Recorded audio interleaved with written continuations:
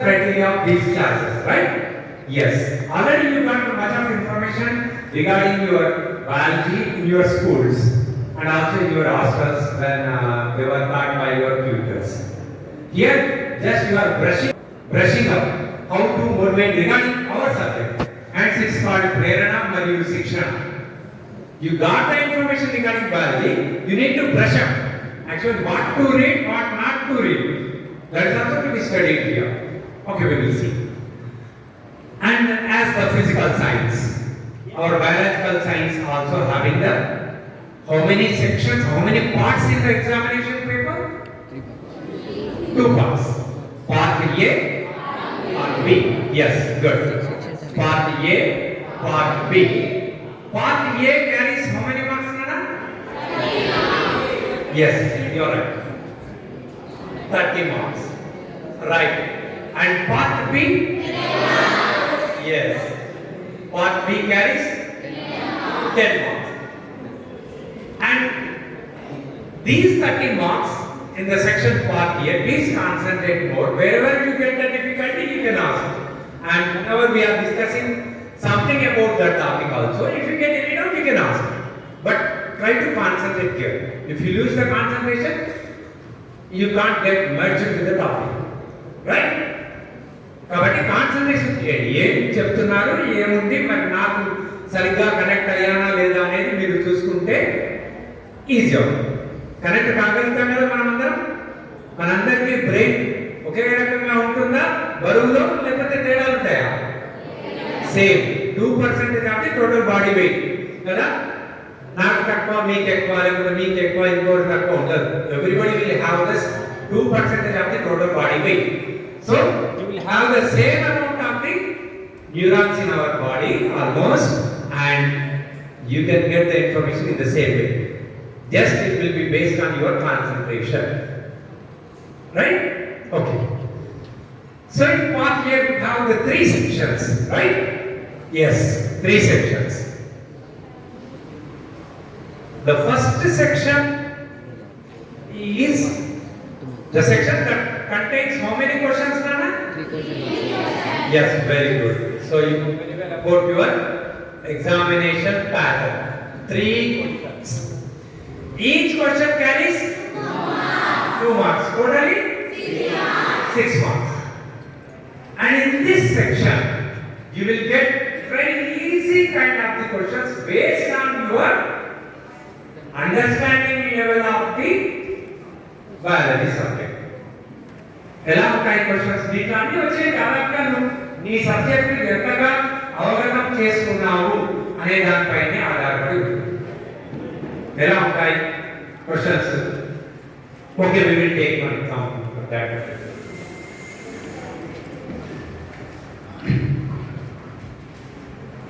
If epiglottis is absent, మనం వచ్చిన తర్వాత అదే చెప్తున్నా.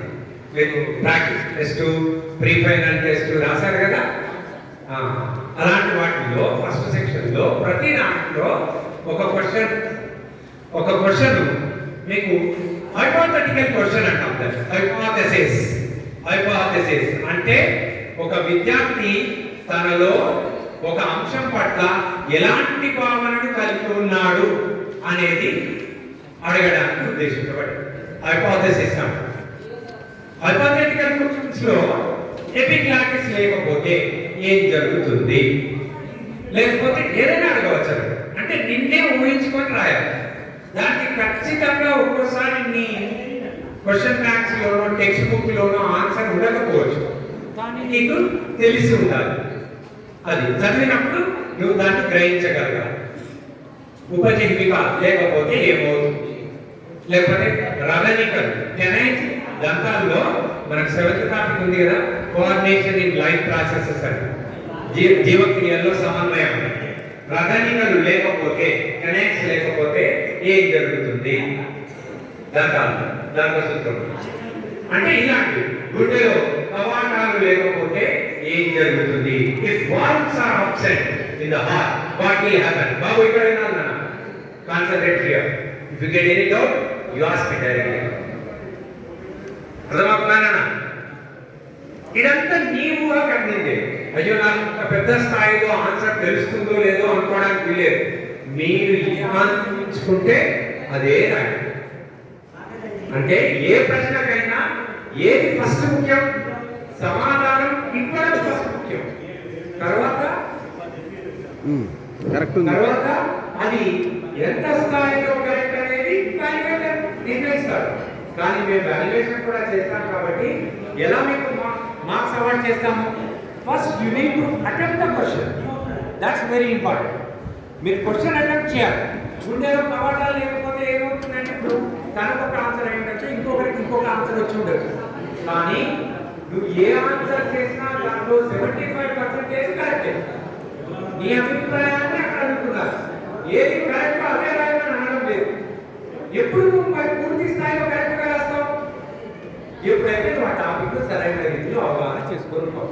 whenever you are actually understood that topic in a proper way, then you can give complete answer. But we give the marks to the students whoever attempts. Attempt చేసిన వాళ్ళందరికీ కూడా marks వస్తాయి.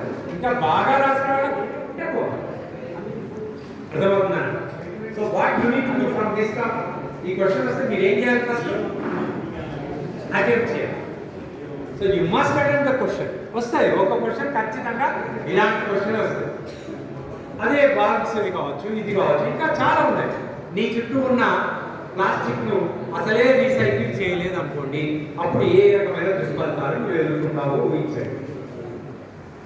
Right, నేను ఒకటి రాస్తాను, నువ్వు ఒకటి రాస్తావు, అందరూ రాస్తారు. కానీ దాంట్లో ఖచ్చితంగా మనం ఏం చేస్తాం? మన సబ్జెక్టుకి సంబంధించిన అంశాలను గుర్తులో ఉంచుకొని రాస్తాం.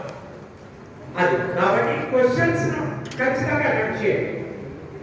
ఇప్పుడు పుష్పం నిలువు కోత ఎలసా ఫ్లవర్ డయాగ్రామ్ వేయమని లేబింగ్ చేయమని అంటే మీకు డయాగ్రామ్ వస్తేనే రాయగలరు, ఖచ్చితంగా గుర్తుంటే.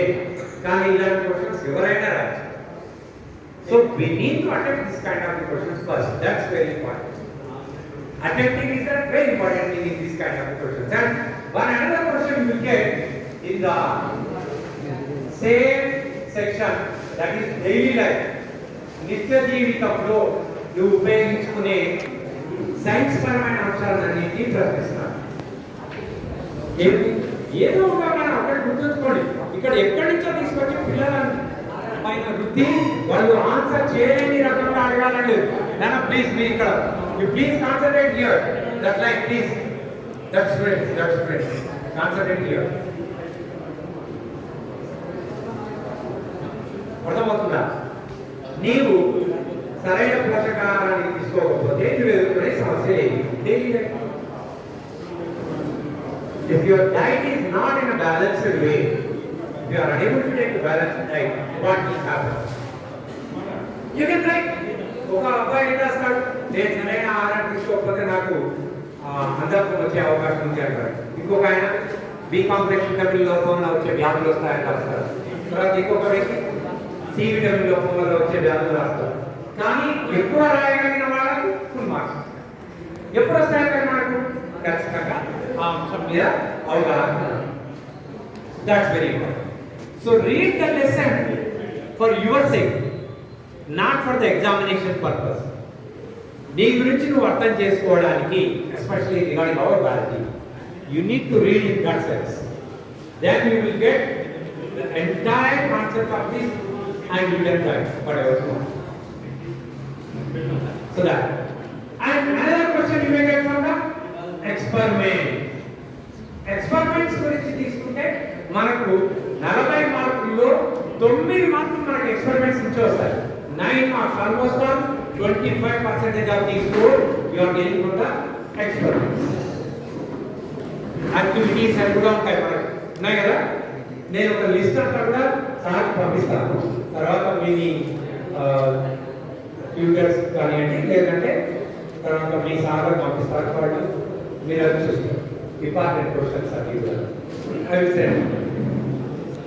సో ఎక్స్పెరిమెంట్స్ నుంచి ఇక్కడ 2 మార్క్స్ క్వశ్చన్ అడిగిననుకోండి, ఎక్స్పెరిమెంట్స్ లో 4 మార్క్స్ క్వశ్చన్ అడిగిననుకోండి, లేదా 6 మార్క్స్ అడిగిననుకోండి, భిన్నంగా అడుగుతుంది. ఒక్కొక్క సందర్భంలో క్వశ్చన్ అడుగుతున్నప్పుడు ఆ క్వశ్చన్ ఉంటే మార్కులను బట్టి మనం ఆన్సర్ చేయాలి. ఫర్ ఎగ్జాంపుల్, ఇదే పార్ట్ ఏలో మనకు సెక్షన్ 3లో కూడా సెక్షన్ 2లో కూడా సేమ్ మనకు 3 క్వశ్చన్స్ ఉంటాయి మన 4 5 6 సెక్షన్ 3లో మళ్ళీ మనకి ఎన్ని క్వశ్చన్స్ సేమ్ 7 8 9 కానీ సెక్షన్ 1లో 2లో అన్ని క్వశ్చన్స్ అటెంప్ట్ చేయాలి అవునా yes కానీ సెక్షన్ 3లో నువ్వు ఎన్ని 3 క్వశ్చన్స్ 2 క్వశ్చన్స్ మాత్రమే అటెంప్ట్ చేస్తావు ఒక్కొక్క దానికి ఎన్ని మార్కులు ఉన్నా 6 మార్క్స్ 12 ప్లస్ 12 24 ప్లస్ 6 30 దీంట్లో ఒక క్వశ్చన్ ఖచ్చితంగా ఎక్స్పెరిమెంట్ నుంచి ఉంటుంది 6 marks compulsory mostly the first question okay first question కాకపోతే సెకండ్ క్వశ్చన్ లేకపోతే థర్డ్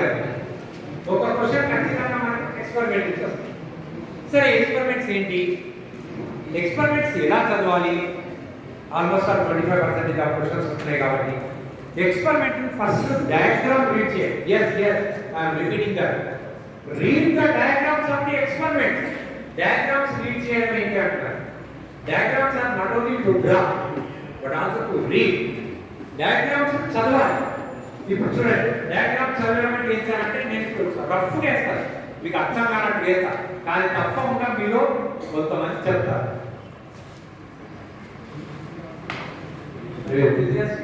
రైట్ రఫ్ వేస్తా but still you are able to say that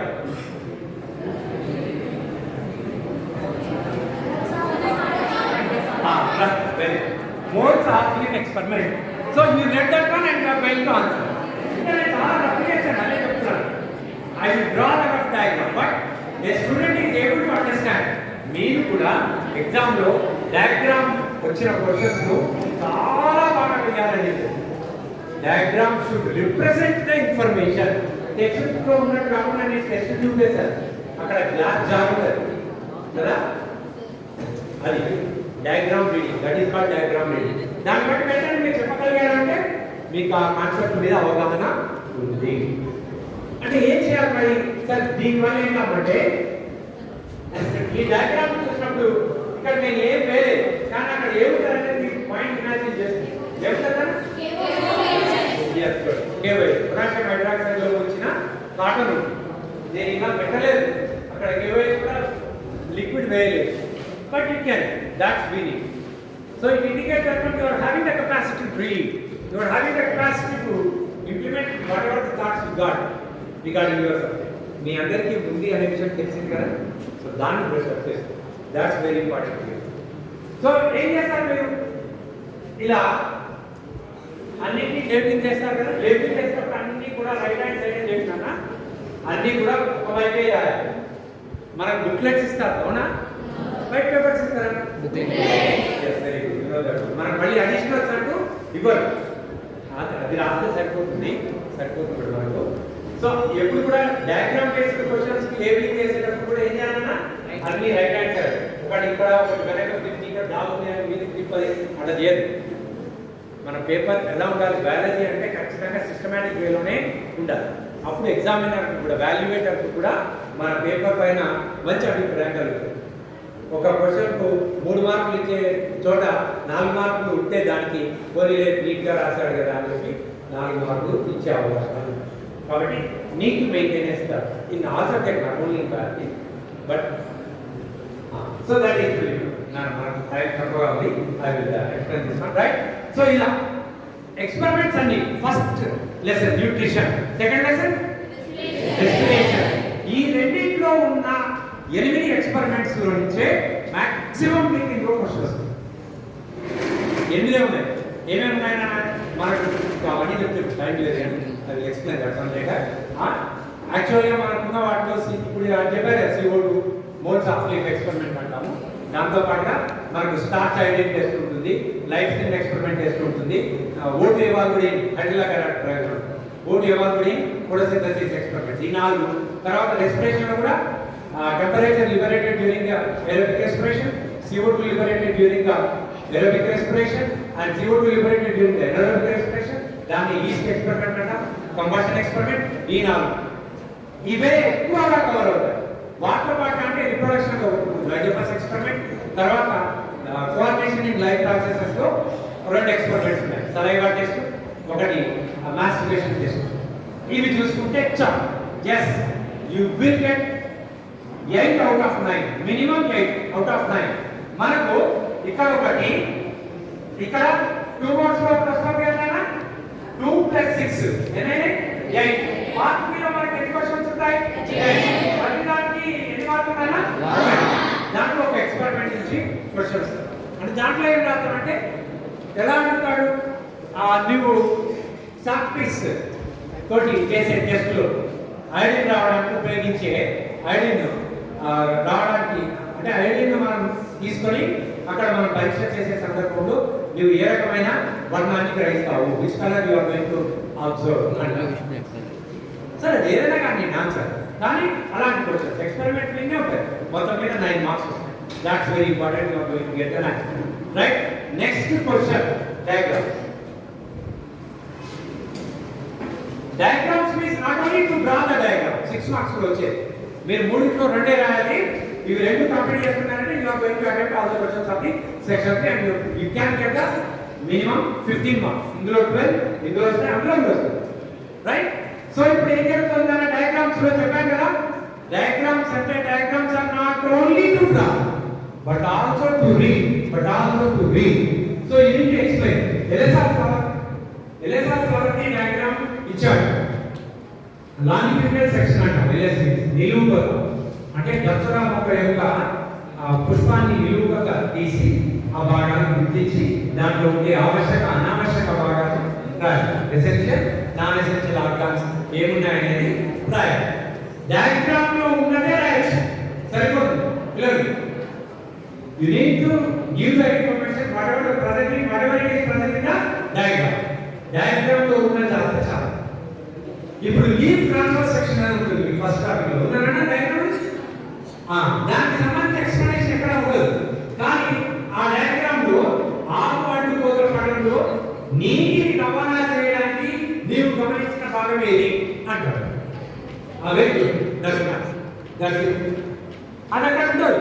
కానీ ఎన్నిసార్లు దానికి అవగాహన ఏర్పరుచుకున్నావు కాబట్టి దీనికి నువ్వు ఇప్పుడు చూడు, నేను న్యూట్రిషన్ వాడు చదువుతా అంటే మొదలెట్టాల్సిన అవసరం లేదు.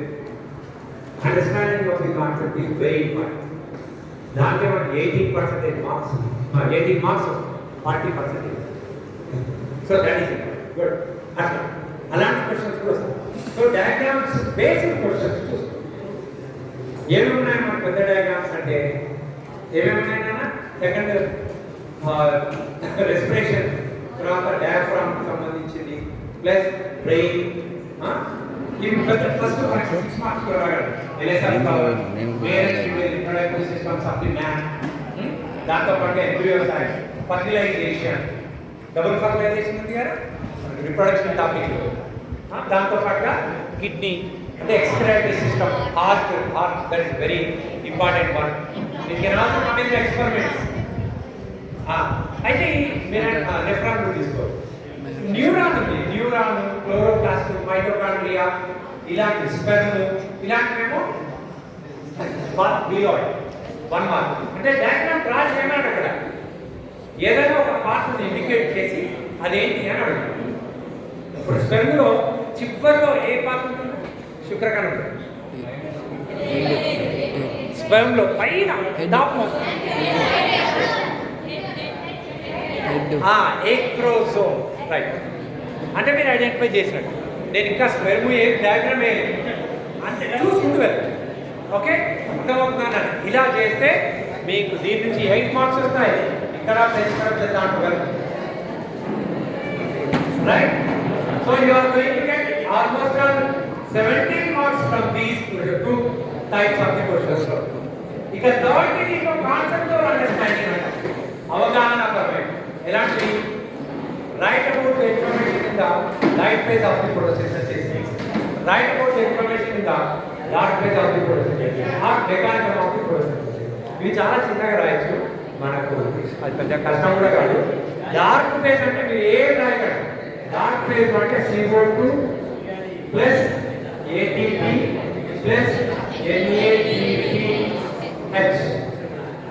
gives rise to glucose. ఇది గుర్తుంచుకోండి అన్న, డార్క్ ఫేజ్ లో జరిగేది ఇదే, దాన్ని బయోసింథటిక్ ఫేజ్ అంటాం. లైట్ ఫేజ్ లో ఏమో ఈ ATP ADPase ఏర్పడతాయి కదా. డార్క్ ఫేజ్ లో ఏమవుతుంది, ఈ ఏర్పడే ATP ADPase కార్బన్ డయాక్సైడ్ ఉపయోగించుకొని గ్లూకోజ్ గా మారుతాం. డార్క్ ఫేజ్ లో, లైట్ ఫేజ్ లోనే ఆక్సిజన్ ఏర్పడుతుంది, డార్క్ ఫేజ్ లో ఆక్సిజన్ రాదు. అందుకే మన గ్లూకోసింథసిస్ ఎప్పుడు జరుగుతుంది అంటే ఎప్పుడు జరగచ్చు చూద్దాం, పగల రాత్ర ఎప్పుడైనా జరగచ్చు.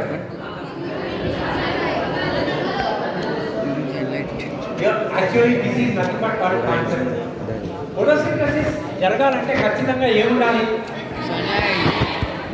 సన్లైట్ అంటే ఎనర్జీ. సన్లైట్ అంటే సన్లైట్ డైరెక్ట్ గా ఉపయోగపడదు కదా, అక్కడ సన్లైట్ ఈ రూపంలో మారినాక దాన్ని ఉపయోగించాలి. కాబట్టి ఏటీపీ ADPase ఏర్పడి ఎంతవరకు అవి ఉంటే అంతవరకు ఫోటోసింథసిస్ గ్లూకోజ్ ఏర్పడుతూనే ఉంటుంది. అంటే రాత్రి కూడా జరగచ్చు. ఇప్పుడు మనం ఫుడ్ తీసుకున్నాక మన బాడీలో ఫుడ్ వల్ల మనకి ఏమొస్తుంది, అల్టిమేట్లీ ఇట్స్ ఎనర్జీ. ఎనర్జీ ఎంతవరకు ఉంటే అంతవరకు పని చేయగలుగుతాం కదా. అలాగే మొక్కలో కూడా ఏటీపీ ADPase పగటి సమయంలో ఏర్పడ్డాక ఎంతసేపటి వరకు అంటే అవి పూర్తిగా అయిపోయేంత వరకు ఫోటోసింథసిస్ డార్క్ ఫేజ్ జరుగుతూనే ఉంటుంది. ఎందుకంటే డార్క్ ఫేజ్ లైట్ అవసరం లేదు, లైట్ వల్ల వచ్చిన ఎనర్జీ చాలు. అర్థమైంది అనుకుంటారు. కాబట్టి ఎప్పుడు జరగవచ్చు, ఎప్పుడు వరకు జరగవచ్చు, ATP ADPase పూర్తిగా ఖర్చు అయిపోయేంత వరకు. మన బాడీలో కూడా ఎనర్జీ ఖర్చు అయిపోయేంత వరకు మనం పని చేస్తూనే ఉంటాం, అవునా. ఎనర్జీ ఎప్పుడు కూడా మనకు ఉత్పత్తి అవుతూనే ఉంటుంది. Always energy synthesised in our body. అందుకోసం మనం ఏం చెప్తాం, రెస్పిరేషన్ కదా. రెస్పిరేషన్ ఎప్పుడైనా ఆపుతామా, ఆపితే ఇక మళ్ళీ మొదలు పెట్టాల్సిన అవసరం ఉంటుంది, అంతే కదా. ఏ జీవైనా plants also respires throughout its life. Okay right, విన్నారు కదా. సో దట్ అండ్ దీంట్లో వచ్చే క్వశ్చన్స్ అన్నీ కూడా మీకు కాన్సెప్ట్స్ లోనే వస్తాయి. సెక్షన్ 2 లో టేబుల్స్ వస్తాయి, అది బాగా కాన్సంట్రేట్ చేయాలి. టేబుల్స్ లో వచ్చిన క్వశ్చన్స్ లో మీకు 3 క్వశ్చన్స్ ఆ టేబుల్ నుంచి చేయాలి. ఒక క్వశ్చన్ మాత్రం దాని సరౌండింగ్స్ లో అడగాలి. ఓకే, అది చూసుకోండి. డిఫరెన్సెస్ చూసుకోండి. నెక్స్ట్ డిఫరెన్సెస్ లో మన photosynthesis, respiration, aerobic, anaerobic, asexual, sexual reproduction, ఇలా ఆర్టరీస్, వెయిన్స్, ఇలాంటివి పెద్ద క్వశ్చన్. అంటే దీంట్లో అడిగే అవకాశం మీరు అట్లీస్ట్ 6 అన్నా రాయాలి డిఫరెన్స్, అది గుర్తుంచుకోండి. నెక్స్ట్ దాంతో పాటు ఇక్కడ కాన్సెప్ట్ అండర్స్టాండింగ్ క్వశ్చన్ అంటే మనం ఇంతకు చెప్పుకున్నట్టుగా హార్టిక్ వలయంలో కార్డియాక్ సైకిల్ వివరించమని అడగవచ్చు. దాన్ని డయాగ్రామ్ బేస్ కాబట్టి ఇక్కడ కూడా కాన్సెప్ట్ లేదా how the unit formation occurs అది అడగచ్చు. లేకపోతే వాట్ కైండ్ ఆఫ్ టెస్ట్ అని అడగచ్చు. తర్వాత రీసైక్లింగ్ మెథడ్స్ ఏమేమి ఉన్నాయని అడగచ్చు. రకమైన క్వశ్చన్స్, కాన్సెప్ట్స్, పూర్తిగా కాన్సెప్ట్ బేస్డ్ క్వశ్చన్స్ అడగచ్చు. ఇప్పుడు చెప్తున్న మెకానిజం ఆఫ్ ఫోటోసింథసిస్ ఇలా. సో అవి చూసుకోండి. ఆ క్వశ్చన్స్ అన్ని నేను పంపిస్తాను. ఇక్కడ కూడా ఎలాంటి క్వశ్చన్స్ వస్తాయి, అబ్రివేషన్స్ మీద ఒకటి వచ్చే అవకాశం. అబ్రివేషన్స్ అంటే what is the full form of HIV human immuno very good deficiency virus, human immuno virus. Human immuno virus అంటే ఇమ్యూనిటీ పెంచే వైరస్ అయితే హ్యూమన్ ఇమ్యూనో డెఫిషియన్సీ వైరస్ అన్నారు, అంటే తక్కువ చేసే వైరస్. ఎయిడ్స్ అని అడగచ్చు. ఎయిడ్స్ అబ్రివేషన్ ఏంటి, acquired immuno deficiency syndrome. ASHA అని అడగచ్చు, accredited social health assistant. ASHA workers మన ఊళ్ళో ఉంటారు కదా, రైట్. అలాగే డిగ్రీస్ ఆఫ్ అడగచ్చు, international crop research institute for security traffic, ఇలాంటివి అడగచ్చు. అబ్రివేషన్ నుంచి ఒకటి, సైంటిస్ట్ లో నుంచి ఒకటి. మ్యాథ్స్ క్వశ్చన్స్ ఈ మధ్య కాలంలో క్వశ్చన్స్ కూడా టఫ్నెస్ పెంచుతున్నారు. మీరు పై తరగతుల్లో కాంపిటేటివ్ ఎగ్జామ్స్ లో ఎలాంటి క్వశ్చన్స్ రాస్తారో అది దృష్టిలో పెట్టుకొని క్వశ్చన్స్ టఫ్నెస్ పెంచుతున్నారు. Because of we to prepare the question paper, so we know that one how to train the students in regarding in view of the question. కాబట్టి ఖచ్చితంగా టఫ్నెస్ పెరుగుతుంది. Last time కూడా పెరిగింది, ఇంకా పెరుగుతూనే ఉంటుంది. ఎందుకంటే మీరు కేవలం 10th క్లాస్ తోటే మీ చదువును ఆపేయడం లేదు, మీ అభివృద్ధిని ఆపేయడం లేదు. కాబట్టి భవిష్యత్ క్లాసెస్ను దృష్టిలో ఉంచుకొని, ఎగ్జామ్స్ దృష్టిలో ఉంచుకొని దీని కాన్సన్ట్రేషన్ పెంచుతాడు. ఏం కారణం కాదు, మనం ఏ రకంగా అంటే అదే రకంగా ప్రిపేర్ అవుతాం. కాబట్టి మనం అందరం కూడా రాయాలి. ఓకే, అబ్రివేషన్స్, సైంటిస్ట్స్, దాంతో పాటుగా లోగోస్ అడుగుతాడు. లోగోస్ ఇప్పుడు మనకు రీసైక్లింగ్ లోగో ఉంది, సస్టైనబుల్ డెవలప్మెంట్ లోగో ఉంది, ఇలాంటి లోగోస్ కూడా అడిగే అవకాశం ఉంది. సో ఇవన్నీ కూడా కీ కాన్సెప్ట్స్. బాగా చదవండి. మీ అందరూ ఖచ్చితంగా మంచి మార్కులు తెచ్చుకుంటారని ఆశిస్తూ మరొకసారి వేదికకు కృతజ్ఞతలు తెలుపుతూ ముగిస్తున్నాను. Thank you.